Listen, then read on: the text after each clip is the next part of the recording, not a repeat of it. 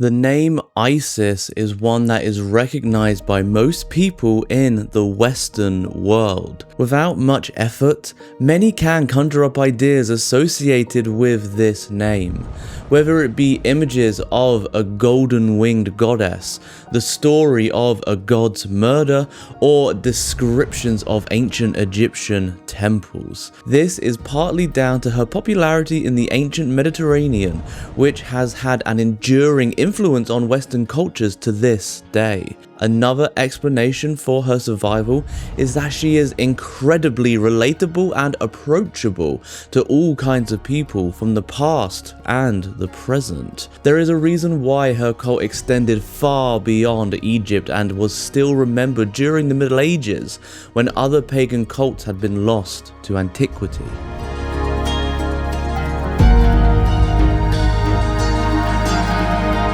The image we have of Isis is one that has been coloured heavily by ancient Greco-Roman perceptions. The goddess known as Aset wove her magic through Egyptian culture for millennia before the Greeks and Romans adopted her into their own religious systems, reinterpreting and renaming her Isis. This Greco-Roman form is the common image that we have inherited of Aset today, in part because of this period of time. 332 BCE to 395 CE was when her cults were at their most widespread both within and beyond Egypt. On the other hand, however, such reinterpretations have perpetuated a Mediterranean portrait of Aset, following the antiquarian trend of claiming Egyptian heritage for Eurocentric narratives of history. It is therefore essential that we collectively reclaim Aset's North African Egyptian origins,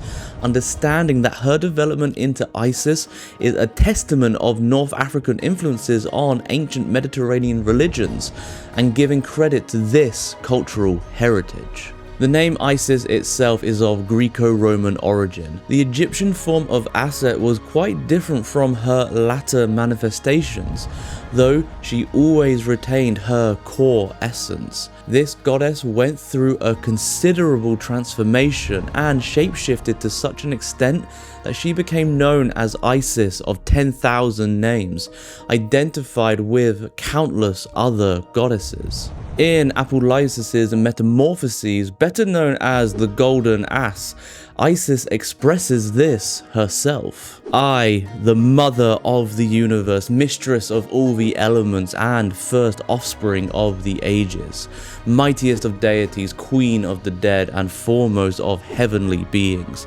My one person manifests the aspect of all gods and goddesses. If Isis is a shape-shifting universal goddess, what makes her unique? What powers does she possess, and what is Isis a goddess of? Firstly, Isis is a goddess of magic par excellence. Her magic weaves its way through each of her stories, through acts of trickery, healing, regeneration, and transformation. She is also a goddess of grief, of divine love, motherhood, protection, and sovereignty. Isis flies between life and death and warring gods. Her empathy reaches royal families, priests, and common people, who are all united in their shared human experiences of love gained and lost, families built and torn apart, the quest for knowledge, and the dignity of personal autonomy. Despite overlaying Mediterranean concepts upon Isis's character and iconography, she never lost touch with her Egyptian roots. Isis and her cult remained exotic and foreign outside of Egypt, perhaps adding to her appeal as well as her condemnation. Ancient Egyptian ideology and religious ideas were born from how the occupants of the Nile Valley interpreted the natural and societal world around them. Isis's origins are firmly planted in the soil and sands of the Egyptian landscape. The context of her homeland is important to understand if one is to appreciate her genesis fully. Located in the northeast corner of Africa, Egypt was surrounded by influencing cultures such as the people of Sudan to the south, Libya to the west, the Mediterranean in the north, and the multitude of Near Eastern cultures to the east. The Nile River with its rich floodplain lies at the heart of Egypt, which is otherwise surrounded by arid desert. As a result of Neolithic climate change, Egypt's savanna landscape dried out, leading communities of people closer to the Nile as the primary source of life. Egypt's ancient river cuts through the center of the valley, flowing from the south, Upper Egypt, to the north, Lower Egypt. The river expands out into a floodplain, cradled on either side by sandy hills. Beyond these lie the Saharan desert to the west, and ancient wadis leading east to the Red Sea. The sun would rise over the top of eastern mountains, peaking above the Nile and setting behind the mountains in the west. This created an image of the sun rising and setting from within the earth itself. In the months of August through to December, the season of Aset, the Nile would flood, covering the agricultural lands in water. The water brought dark silt to the floodplain, refertilizing the land. This was the inspiration for the Egyptians calling their country Kemet, the Black Land. Once the water receded from January to April, the Egyptians planted new crops during a season aptly named Peret, emerging or coming forth. Finally came the season of Shomu, where these crops would be harvested. The Egyptian summer would have been too hot and dry for life to thrive, and so the next flood was highly anticipated for agricultural renewal. This perpetual cycle taught the Egyptians that as the plants grew, died, and grew again, so too would they live, die, and live again. The hot summer brought endings, dried fields, and diseases, whilst the cool winter heralded growth, water, and prosperity. In addition to understanding Egypt's landscape, one should be aware that ancient Egyptian history spans from around 3000 BCE to 30 CE. We oftentimes like to maintain an unchanging romanticized image of ancient Egypt.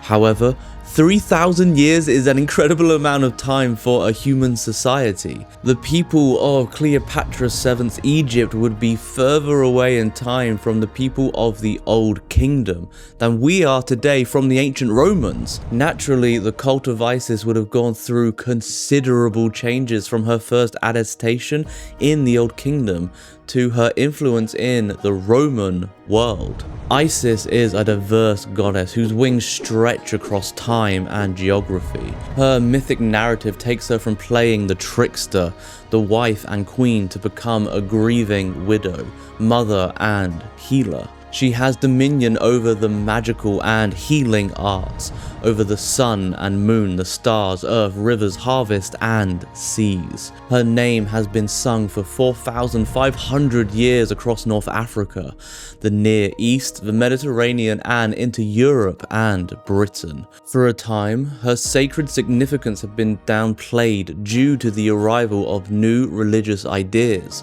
However, over the last century, her worship has seen a remarkable revival. Dion Fortune's famous novel, The Sea Priestess, originally published in 1938, features Isis as the divine teacher of a contemporary priestess.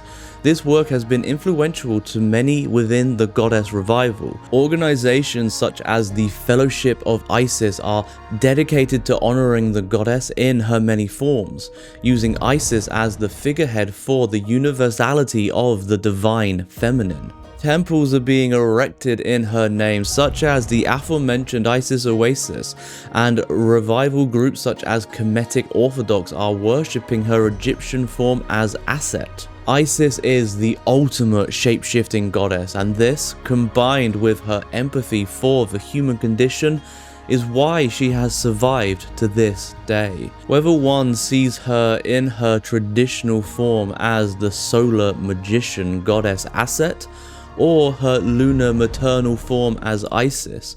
She is a shape-shifting goddess with extraordinary magical ability. Isis is a goddess who is a mother to all people. Isis does not discriminate against one person or the next. It matters not where you are from, your gender, sexuality, class, or profession. Isis is a timeless goddess who is just as relevant to a 21st century Westerner living in a British seaside town as she was to the infamous Queen Cleopatra VII over 2,000 years ago. Ultimately, whatever aspect of Isis you identify with most, Isis is a goddess sympathetic to the human experience, who understands our deepest feelings. If you open your heart to her, she will open her wings to you. And if you happen to be looking for an ally in your magical workings, there is none better than she.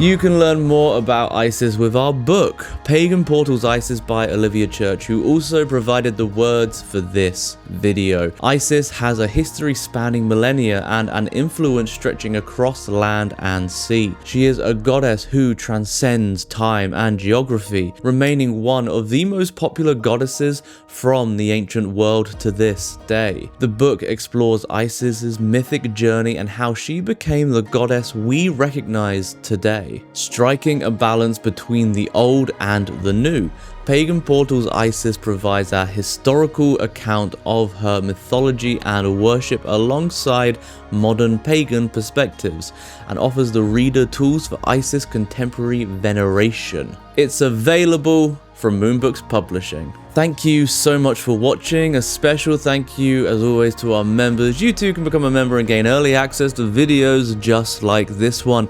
Hit the join button for more information. Subscribe for weekly videos, ring the bell for notifications, and we will see you next time.